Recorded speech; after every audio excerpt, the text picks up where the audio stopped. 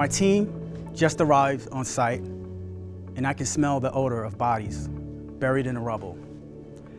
Nearly 3,000 lives lost just weeks before. I could also smell what I can only describe as metallic fumes from the smoldering buildings. Mayor Giuliani sees us in our military uniforms and walks over to my team.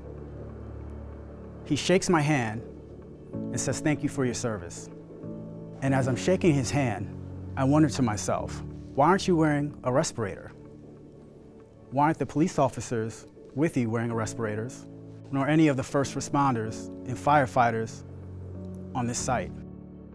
After he walked away, I said to my commander, we have to make sure our team wears the respirators at all times, because the cancers will start showing up in 10 to 20 years.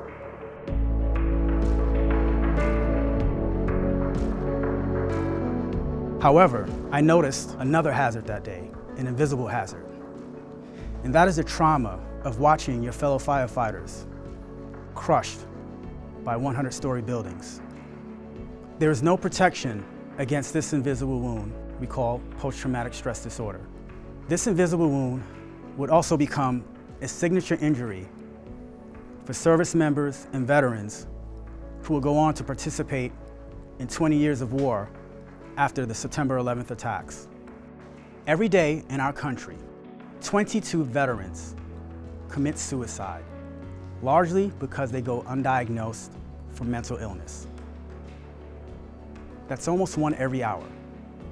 They go undiagnosed because we rely on subjective methods. Self-reporting surveys are our gold standard.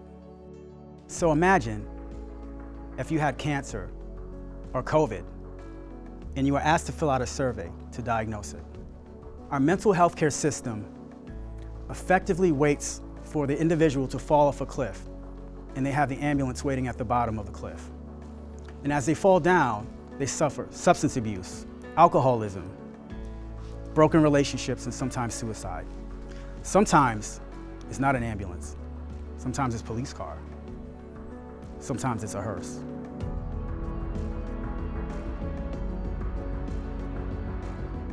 So I wondered, what if we can place warning signs or guardrails at the top?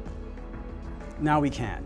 Advancements in genomics has given us an alternative to the survey, and a new gold standard is within reach. There are genetic tests for cancer, cardiovascular disease, neurological diseases such as Alzheimer's. How many tests do we have for mental health? The answer was 0 until now. Using next-generation sequencing technology, my company, Polaris Genomics, has developed a blood test that will allow clinicians to identify PTSD much earlier and with objectivity. Our test looks at the downstream impacts of trauma on your genes. Your RNA. Your RNA contains the information that allows our bodies to create proteins and ultimately the neurotransmitters that impact how our brains work. Polaris Genomics is currently collaborating with the US and Canadian military, the Department of Veterans Affairs, and several academic institutions to clinically validate this technology. Although there is much work ahead of us, a new gold standard for mental health is finally within reach.